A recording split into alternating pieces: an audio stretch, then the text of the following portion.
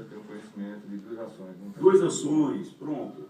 Que exatamente por conta da administração, da direção da igreja, que não presta contas dos dízimos, nem presta conta do que faz na igreja.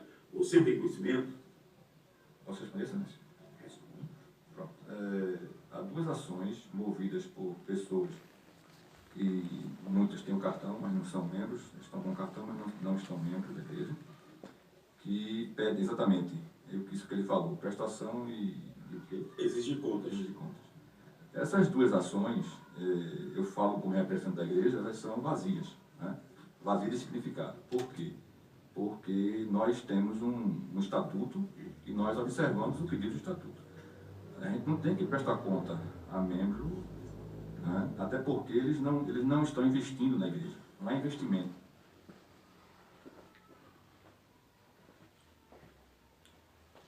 Meus irmãos, meus queridos irmãos, saudações. Como disse, estou cumprindo minha palavra, vou gravar mais um vídeo. Acredite, antes de qualquer coisa, vou gravar esse vídeo muito triste. Muito triste. Mas é um assunto de suma importância. E por mais que muitos irmãos já se debruçaram sobre esse vídeo, sobre esse conteúdo, modéstia à parte, eu acho que tenho algo ainda mais para somar, para contribuir com o que está acontecendo aqui. Todos nós sabemos, nós evangélicos sabemos, o quanto nós somos alvos de críticas por conta dos dízimos e das ofertas, por causa das riquezas dos pastores e agora, para ser objetivo, dos desvios de conduta. As pessoas, de forma geral, nos criticam e, com certeza, algumas pessoas não se convertem a Cristo por causa justamente desse nosso comportamento. Dízimo e oferta é um assunto muito importante a ser discutido, embora acerca do dízimo eu tenho as minhas objeções, as minhas reservas. Não vou falar sobre exatamente o dízimo, se ficou na antiga aliança, se já está no passado. Não vou falar sobre isso. Vou falar justamente do que está acontecendo aqui. E como disse, repito, esse assunto, por não ser desenvolvido com transparência, muitas pessoas nos criticam e algumas delas não se convertem, não admitem o Evangelho, porque, observando a situação dos pastores ricos, inclusive o nosso, eles julgam com propriedade que nós somos a causa desse enriquecimento ilícito, enquanto que nós que dizimamos, que ofertamos, vivemos na miséria. Ok? Muito bem, eu estava morando no Rio de Janeiro, na ilha de Paquetá, para ser bem objetivo. Eu morei cerca de 13 anos nessa ilha, e lá eu tenho uma tia que em uma ocasião disse uma frase que tem tudo a ver com esse momento. Estávamos discutindo sobre o tema. De repente ela disse: eu dou o meu dízimo ao pastor. Se ele não é fiel, se ele não é justo, é o problema com Deus. Problema dele e Deus.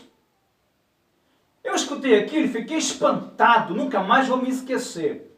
Já escrevi isso por aí, mas agora eu preciso falar. Como assim? Que história é essa de nós entregarmos o nosso suor? Eu tenho um companheiro que diz suor é sangue, né? O nosso líder, jurando que esse dinheiro está sendo investido, porque o advogado aqui disse que não é investimento. Isso é por conta dele. Eu não sei qual é o sentido semântico da palavra aqui, investimento, que ele está negando, porém nós sabemos que é investimento. Nós, quando damos nosso dízimo, nossa oferta, nós estamos investindo no reino de Deus. Qual cristão que não tem essa consciência? Que depois de colocar o seu dinheiro suado na salva, não volta para casa com uma consciência tranquila de que está investindo nas almas. Porque até onde a gente sabe, o nosso dinheiro é para enviar missionário. Até onde a gente sabe, o nosso dinheiro é para a manutenção da igreja. E isso envolve os mais carentes, os enfermos, e tudo aquilo que eu posso pensar e falar aqui com relação ao reino de Deus, a obra de Deus. Como dizer que isso não é um investimento? É um investimento, e o investimento mais legal desse reino. Todo aquele que sabe que está colocando dinheiro na mão de um homem, que está investindo na obra do Senhor, no evangelismo, nos cuidados, ele só tem a ganhar. Todavia, esses que pensam, assim como a minha tia, vou entregar o meu dinheiro, e se ele não for fiel a ele, Deus, isso é oferta manca. Ninguém que tem esse pensamento tem o direito de chegar em casa e reclamar com Deus. Essa oferta é podre, é cega, é aleijada. Nós temos que ser responsável. Você sabe quem é o seu líder? Ele realmente é um homem que tem compromisso com a palavra de Deus? Você é fiscal do seu dinheiro? Porque se você não for, você é um babaca funcional e não tem direito de cobrar de Deus. Tá certo? Agora, quando você sabe que aquele seu dinheiro está sendo investido de fato na obra de Deus, você pode reclamar, dizer, Senhor, eu estou contribuindo com a tua obra. É uma forma de gratidão, é uma forma de reconhecer a salvação e etc. Mas aqui, o rapaz disse, de forma muito peremptória, muito absoluta, tá certo? Que não é investimento. Continuando aqui, ó. Dízimo e oferta não é investimento. Eu não estou pagando a pastor, nem estou dando dinheiro a ninguém. O dízimo, o meu dízimo, que como membro da igreja, eu acho que o seu também, que se for membro, é entregue ao Senhor. Então, se eu entrego ao Senhor, eu tenho que exigir contas. Mas, mesmo assim, abstraindo de tudo isso, abstraindo dessa questão de a quem é dado. Quando o senhor fala de entregue ao Senhor, é o Senhor Deus. Ao Senhor Deus. Que ironia! Meu Deus, que ironia! Eu lamento pelo juiz, né? Ele não é obrigado a saber da teologia.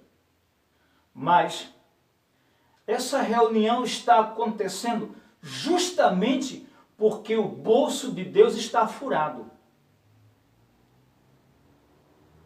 Essa reunião está acontecendo justamente porque o bolso de Deus está furado. Porque se caso fosse de fato dado a Deus, estou usando aqui uma linguagem figurada, isso não estava acontecendo. Porque quem está recebendo esse dinheiro é o presidente. E o seu enriquecimento ilícito é que tem causado isso aqui. Como assim a Deus? Abra um parênteses para dizer, quem é que não quer esse homem como um presbítero de uma igreja? Não é? O poder persuasivo de dizer, eu entrego a Deus, o dinheiro é dado a Deus, a uma entidade. E depois, no finalzinho de todo o áudio aqui, para alguém achar que quem está falando aqui é um babaca, um tagarela sem princípio, ele não vai dizer outra coisa do tipo assim, não, mas no finalzinho tem pessoas que darão conta. Ele vai, na verdade, forçar a sua palavra, dizendo, eu particularmente, nunca dei dinheiro à igreja, eu dei dinheiro ao Senhor. Mas uma vez isso é por conta dele. E se tem alguém que pensa assim, irmão, tomemos cuidado. Passarei agora a ler a palavra de Deus. A palavra de Deus. Eu tenho um versículo melhor do que o dele para isso aqui. O apóstolo Paulo, o profeta Paulo, o implantador de igreja Paulo, o veterano, o missionário Paulo, escrevendo 1 Coríntios capítulo 9, é importante que leia todo, mas vou tirar apenas aquilo que mais importa aqui. No capítulo 9, o versículo de número 12, ou melhor, perdoe-me, 13, que diz assim, não sabeis vós que os que administram o que é sagrado comem do que é do templo? E que os que de contínuo estão junto ao altar participam do altar? E o que os que de contínuo estão junto ao altar participam do altar? Assim ordenou também o Senhor aos que anunciam o Evangelho que vivam do Evangelho. Não há nenhum problema em um pastor, em um líder espiritual. Não há nenhum problema em ele viver das ofertas. Não há. Pelo menos a Bíblia diz que não há nenhum problema. Tá certo? Paulo ainda. Mas eu de nenhuma dessas coisas usei. E não escrevi isso para que assim se passe comigo. Porque melhor me fora morrer do que alguém fazer vã esta minha glória. Porque se anuncio o Evangelho, não tenho de que me gloriar, pois me é imposto essa obrigação. E ai de mim, se não anunciar o Evangelho. E por isso, se o faço de boa mente, terei prêmio. Mas se de má vontade, apenas uma dispensação me é confiada. Ok? Não há nenhum problema. Anuncio o Evangelho, aquele que anuncia o Evangelho, pode sim, tem o direito, é legal, que ele pode sim se apropriar, tá certo? Das ofertas dos irmãos, até porque alguns pastores se abstevem do seu trabalho, da sua profissão. É justo, mas a questão aqui não é essa. A questão aqui é muito diferente. Observe algo mais para a gente terminar. Todos os dízimos e ofertas, eles mesmo que tenham sido levados a qualquer instituição, isso eu estou falando, ele está falando da IADPE, como ele mesmo diz, mas se for a Igreja Batista, ou a Igreja Católica, ou ao Centro Espírita, todos os que estão levando, não levam para pessoas, levam-nos para uma, vamos dizer uma expressão aqui, uma entidade divina, supra-humana. Né? Se está chegando numa instituição que tem que ter uma instituição com CNPJ, meramente humana, mas eu não estou entregando a homem, eu não estou entregando o meu, eu tenho 50 anos de idade e tenho de membro, desde os 13 anos que eu sou membro da igreja. Mas eu nunca, e aqui repito, eu nunca entreguei, eu tenho consciência tranquila que eu nunca entreguei dízimo na igreja. Nunca. Eu deixo na instituição. Que perigo. perigo essa fala. De alguma forma,